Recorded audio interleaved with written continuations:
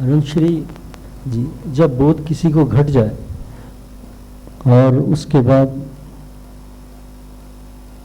मेरे ख्याल से वो तो कंप्लीट होता है अपने आप में, लेकिन आप अक्सर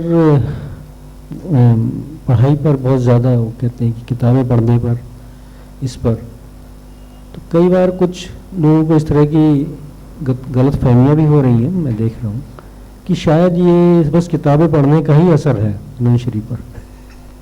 इतनी ज़्यादा आपने ये बातें कही हैं किताबों के बारे में, हालांकि वो पढ़ने का कारण शायद हम ही लोग हैं कि हम लोगों को समझाना है तो आप उनका रेफरेंस दे देते हैं। उसी आंतरिक घटना को समझाने के लिए रेफरेंस के तौर पे आप किताबों की भी बात कर सकते हैं। देखिए लेकिन इम्प्रेशन ये जा रहा है कि शायद सब किताबों का ही खेल हो रहा है। इसको समझें, इसको मैं बता रहा हूँ। ये इम्प्रेशन लोगों के जहन में आए, इसमें कोई अड़चन नहीं है। देखिए, अवेकनिंग एक घटना और इंटेलेक्चुअल नॉलेज एक घटना, लेकिन इंटेलेक्चुअल नॉलेज में कोई बुराई नहीं है। अगर कोई किताब पढ़ी नहीं किसी ने तो उसके अंदर एक्सप्रेशन कोई खास आने वाला नहीं। किताबें हमको सिविलाइज्ड बनाती हैं, एक्सप्रेशन देने में कैपेबल बनाती हैं। हम जिन मास्टर्स पे निगाह डालेंगे जो बहुत अच्छे ओरेटर रहे हैं, पढ़ा है उन्होंने, बिना हेजिटेशन के पढ़ा, नहीं तो आप कैसे पढ़ेंगे? आपने स्कूल में पढ़ाई करी तो पढ़ना सीखा ना, तभी तो ये भाषा आई, वो शैली आई, वो स्ट्रक्चर आया। वो सब चीज़ें तो हमारे स्टडीज़ का ही देन है। और जो बोध की घटना के बारे में लोग सोचते हैं कहीं से कुछ ऐसा संदूक है जिसमें कुछ भरा है और वो बोध में एकदम से खुल के हमारे अंदर खटाक से उतर आता है, ज्ञान आ जाता है, तो ये एक मिथ है। ऐसा किसी के अंदर नहीं आता। अगर किसी को लगता है ऐसा आता है तो वो उसका बहुत बड़ा इल्यूजन है। अगर मान लीजिए किसी ने कोई भी स्टडीज नहीं करी हैं अपने जीवन में और उसको अवेकनिंग आती है तो कुछ नहीं कह पाएगा। आप कहेंगे नहीं, कबीर ने नहीं पढ़ा था, कबीर ने तो बहुत कह दिया। अब हमें तो पता नहीं कबीर ने क्या किया था, कबीर ने कितना पढ़ा था, नहीं पढ़ा था, या कबीर की जो ट्रेनिंग थी पढ़ने समझने की वो हो सकता है बहुत ही मेथोडिकल ना रही हो, लेकिन फिर भी तो कुछ रही ही होगी। हो सकता है उनके आसपास के लोग अच्छे बोलने वाले, गाने वाले रहे हों, हो सकता है बहुत सारी चीज़ें वैसी रही हों। तो ये सब देखिए इतिहास के पन्नों में दफन चीज़ें होती हैं, तो उनकी कंडीशनिंग और प्रोग्रामिंग उनको कह पाने की क्षमता दे देती है। नहीं तो जितनी भी कहने की क्षमता होती है व्यक्ति के पास, उसकी कंडीशनिंग और उसकी प्रोग्रामिंग के थ्रू ही आती। वो कहीं से स्विच नहीं ऑन होता। वो कई लोगों को लगता है स्विच ऑन हो जाएगा, एक दिन बैठे रहेंगे, न स्कूल जाएंगे न किताब पढ़ेंगे, और अचानक एक दिन ओपन हो जाएगा और हम धारा प्रवाह बोलने लग जाएंगे। आप सर्च कर लीजिए, कोई नहीं बोल पाता, आप कोई नहीं बोल पाएगा। क्योंकि भाषा तो होनी चाहिए, भाषा तो सीखी होगी ना।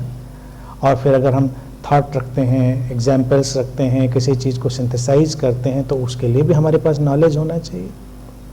नॉलेज कहाँ से हम डाउनलोड करेंगे?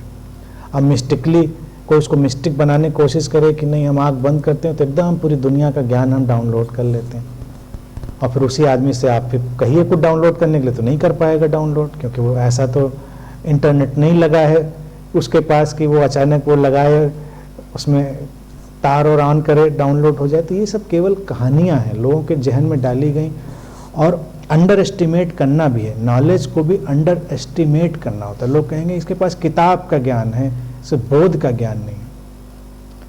मैं कहता हूँ किताब का ज्ञान और बोध का ज्ञान, इनमें कोई फासला नहीं होता।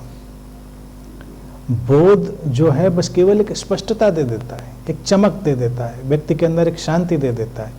वो किताब का ही ज्ञान हो सकता है वो, लेकिन अब वो जो बोध के प्रकाश में उसकी बात रखेगा, उसकी जो लाइट होगी, उसकी क्लैरिटी में, तो वो लोगों को शांत करने वाली होगी, उनको सहजता देने वाली होगी।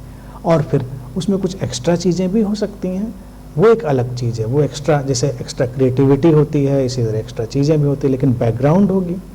बुद्ध ने अगर इतना प्रिसाइज बोला, बुद्ध इतना प्रिसाइज बोल पाए, तो आप देखें कि बहुत पढ़े लिखे सुसंस्कृत व्यक्ति थे, बहुत ही अच्छी शिक्षा लेने वाले व्यक्ति थे। हमारे आधुनिक समय में ओशो ने इतना बोला।